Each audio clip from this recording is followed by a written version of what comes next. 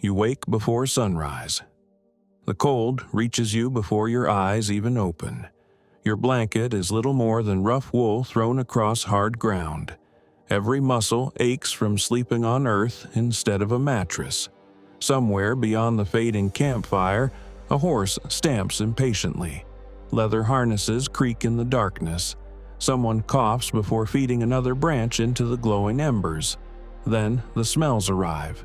Wood smoke, coffee, horse sweat, wet leather. This is the American West. Not the Wild West you've seen in films. The real frontier. It is the spring of 1876, and for the next 7 days your survival depends on choices most people today never have to make. There are no hospitals waiting nearby, no police a phone call away, no supermarket if your supplies run low. Out here, a broken wagon wheel can leave you stranded. A sick horse can end your journey. Even drinking from the wrong stream can kill you. Most people think surviving the Wild West meant avoiding outlaws. The people who actually lived here feared something else entirely. Everyday life. The first decision arrives before breakfast. How much food can you spare? How much water remains? Can your horses make another full day's journey? Should you risk crossing the river ahead or lose precious daylight searching for another route? Every answer carries consequences. The American frontier stretched across millions of square miles. Vast grasslands gave way to deserts, forests, and mountain ranges. Settlements were scattered so far apart that reaching the next town could take days. Distance was one of the West's greatest killers. Imagine climbing onto a wagon before dawn. Your destination is only 50 miles away. Today, that's an easy drive. In 1876, it could easily consume 2 full days. If the weather remained calm, if nothing broke, if your horses stayed healthy, if you didn't get lost. Diaries from ordinary settlers rarely describe dramatic adventures. Instead, they tell stories of broken axles, swollen rivers, runaway livestock, and endless delays caused by weather. Most people didn't lose against outlaws. They lost against the land itself. By midday, the sun hangs directly overhead. Dust clings to your boots. It settles into your clothes. It works its way into every mouthful of food. Travelers often complain that even fresh bread tasted of dirt after a few hours on the trail. Conversation becomes rare. The landscape stretches endlessly in every direction. Beautiful, empty, unforgiving. Then, far ahead, another wagon appears. Friend or danger? You genuinely don't know. The frontier encouraged cooperation. It also rewarded desperation. Someone whose horse had died, someone who'd run out of food, someone who believed your supplies offered a better chance of survival than their own. Most strangers meant no harm, but you couldn't afford to assume that. Trust had to be earned. As evening approaches, finding somewhere to camp becomes the next challenge. You need water nearby, enough wood for a fire, ground dry enough to sleep on. If you're lucky, you'll reach a town before dark. If not, the open prairie becomes your bedroom. At first, it almost feels peaceful. The stars seem brighter than anywhere you've ever seen. Coyotes howl somewhere beyond the darkness. The fire crackles quietly beside you. Then reality returns. Someone has to stay awake, not because attacks happen every night, because they only need to happen once. Your horses represent months of wages. Lose them before sunrise, and your journey could already be over. Many frontier travelers took turns standing guard until morning while everyone else tried to sleep. Even rest became part of survival. Morning comes far too quickly. Your back aches. Your clothes feel damp from the cold night air. Breakfast is simple. Coffee, beans, salt pork, again. Fresh fruit rarely lasted long enough to matter. Vegetables spoiled quickly. Entire families sometimes spent months living almost entirely on preserved food. Poor nutrition weakened people long before they understood why. One failed harvest, one delayed supply wagon, one harsh winter. That was often enough to push an isolated settlement to the edge. The West promised opportunity. Comfort was never part of the bargain. Late that afternoon, smoke appears on the horizon. Soon, rooftops emerge. Then, horses. Dozens of them. A town at last. Relief washes over you. Food, shelter, people, safety, or so you hope.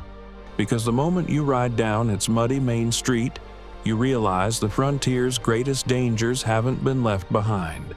They've simply changed. The town announces itself long before you reach the first building. Not with church bells, with noise, the ring of a blacksmith's hammer, the squeal of wagon wheels, dogs barking, children weaving between horses far too large for the streets they occupy. Nothing looks polished. Nothing looks permanent. Half the buildings appear to have been finished only yesterday. Others already lean slightly as though they're tired of standing. Many frontier towns really were this temporary. Some appeared almost overnight after news of gold or silver spread across the country. Hundreds of hopeful settlers poured in, businesses opened, hotels filled, and fortunes were made. Then the mine ran dry, or the railroad passed somewhere else. Within a few years, the streets emptied. Today, they're remembered as ghost towns, but the people walking beside you don't know that yet. To them, this is simply home. The first thing you notice is that almost everyone carries a gun. A revolver hangs from a rancher's belt. A rifle rests outside the general store. Another leans against the wall beside a barber's shop. To modern eyes, it looks like violence could erupt at any second. The truth is more surprising. For most people, a firearm was simply another tool. It protected livestock from wolves. It hunted deer for dinner. It gave travelers a fighting chance if they became stranded. Ironically, several of the Wild West's most famous towns introduced strict gun laws. Visitors entering places like Dodge City were often required to hand over their weapons before walking through town. Shop owners wanted customers spending money, not settling arguments with bullets. The image of constant shootouts owes far more to Hollywood than history. You push open the swinging doors of a saloon. Warm air mixed with tobacco smoke spills outside. Inside, the room is darker than expected. Oil lamps flicker against smoke-stained walls. Cards slap onto wooden tables. Coins clatter into growing piles. Someone laughs loudly. Someone else watches the room without saying a word. The smell is unforgettable. Whiskey, beer, sweat, dust, leather. The saloon was far more than a place to drink. Travelers collected mail here. Cowboys found work here.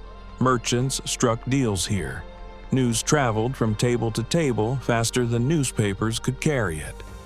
If something important happened within 100 miles, someone inside this room probably knew already. The bartender slides a glass towards you. You take one sip. It burns. Frontier whiskey had a notorious reputation. Transporting quality alcohol across vast distances was expensive, and not every saloon owner cared what ended up inside the bottle. Some mixed inferior spirits with whatever masked the taste. Exactly what you were drinking often remained a mystery. After another round, voices begin growing louder. Across the room, two gamblers accuse one another of cheating. The conversation stops. Hands drift towards holsters almost automatically. People nearby don't move closer. They step away. No one wants to become the unlucky person standing between two angry men.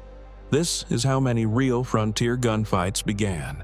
Not with honor, not with carefully arranged duels, with drink, pride, bad decisions. Historians have found that many of the West's documented shootings started as ordinary arguments inside saloons, often fueled by gambling and alcohol. The famous duel between Wild Bill Hickok and Dave Tutt became legendary precisely because it was unusual. Most gunfights weren't anything like that. They were sudden, messy, and deeply human. The following morning, you leave town with a cattle drive heading north. This is the life that created the cowboy legend. Almost immediately, reality replaces the myth. There are no dramatic charges across the prairie, no endless battles with outlaws, just work. Before sunrise, the herd is already moving. Thousands of cattle spread across the grasslands. The pace is slow on purpose. Drive them too fast and they lose weight. Lighter cattle sell for less money. Every decision becomes a balance between speed and profit. Hours pass with almost nothing happening. Then everything changes in an instant. A clap of thunder echoes across the plains. The led animals panic. Within seconds, the entire herd surges forward. The ground begins trembling beneath your horse. A stampede. Thousands of pounding hooves shake the earth. Dust fills the air so completely that you struggle to see the rider beside you. If you're caught directly in front of the herd, there is nowhere to run. Experienced cowboys knew they couldn't stop a stampede. Instead, they raced alongside the leaders, slowly guiding them into a wide circle until the terrified animals eventually began following one another instead of fleeing endlessly forward. When it worked, lives were saved. When it didn't, entire cattle drives could be destroyed in minutes. Veteran cowboys often feared stampedes far more than gunfights, because unlike the stories told in dime novels, stampedes killed without caring how brave you were. Night falls across the prairie. The cattle finally settle. The danger doesn't. Someone has to ride guard until sunrise, not to watch for bandits, to keep the herd calm. Cowboys slowly circled the sleeping cattle through the darkness, softly singing the same simple songs hour after hour. The familiar voices helped prevent frightened animals from panicking at every unfamiliar sound. It wasn't heroic, it wasn't glamorous, it was simply another way to survive until morning. By the fourth day, you stop noticing the dust. Not because it has disappeared, because it has become part of you. Your clothes are stiff with dried sweat, your hands are cracked from leather reins, your boots feel heavier every evening. Even washing your face changes almost nothing. Cleanliness on the frontier wasn't a daily habit. It was often impossible. Water had to be carried. Soap cost money. Many settlements had no proper drainage, leaving streets coated in mud, horse manure, and waste whenever rain arrived. Travelers frequently wrote that they could smell a town long before they saw it. Disease spread easily under these conditions, far more easily than bullets. Imagine waking before dawn with severe stomach pains. At first, you blame yesterday's whiskey. By midday, you can barely stand. Someone rides to fetch the local doctor, if the town even has one. He eventually arrives carrying a worn leather bag filled with bottles, bandages, and a handful of metal instruments. He may be highly skilled. He may have learned medicine only through experience. Either way, there is only so much he can do. There are no antibiotics, no blood transfusions, no emergency operating theaters, a deep cut from repairing a wagon, a broken leg after being thrown from a horse, even an infected splinter. Any one of them could become life-threatening. For thousands of frontier families, survival depended as much upon luck as medicine. Illness quietly claimed far more lives than famous outlaws ever did. Fortunately, you recover, weak, hungry, but alive. As you prepare to continue your journey, another threat begins gathering on the horizon. Dark clouds. Hollywood often shows the Wild West beneath endless sunshine. The reality was very different. Large parts of the American West experienced brutally cold winters. Blizzards swept across the Great Plains with astonishing speed. temperatures plunged below freezing. Entire herds disappeared beneath drifting snow. For many settlers, winter inspired more fear than any outlaw, because unlike a criminal, you couldn't fight it. You leave beneath clear skies. By afternoon, the wind changes. Within an hour, snow begins falling almost sideways. The trail vanishes beneath fresh snow. Landmarks disappear. Sky and ground merge into one endless sheet of white. Several emigrant diaries describe travelers becoming completely lost only a few hundred meters from shelter. Some wandered in circles until exhaustion overtook them. Others froze only minutes away from safety because they simply couldn't see it. The frontier had an extraordinary ability to punish even small mistakes. Your horse senses the storm before you do. Its ears flatten. Its pace quickens. You trust its instincts. You have no better choice. The cold bites through every layer of clothing. Your fingers gradually lose feeling.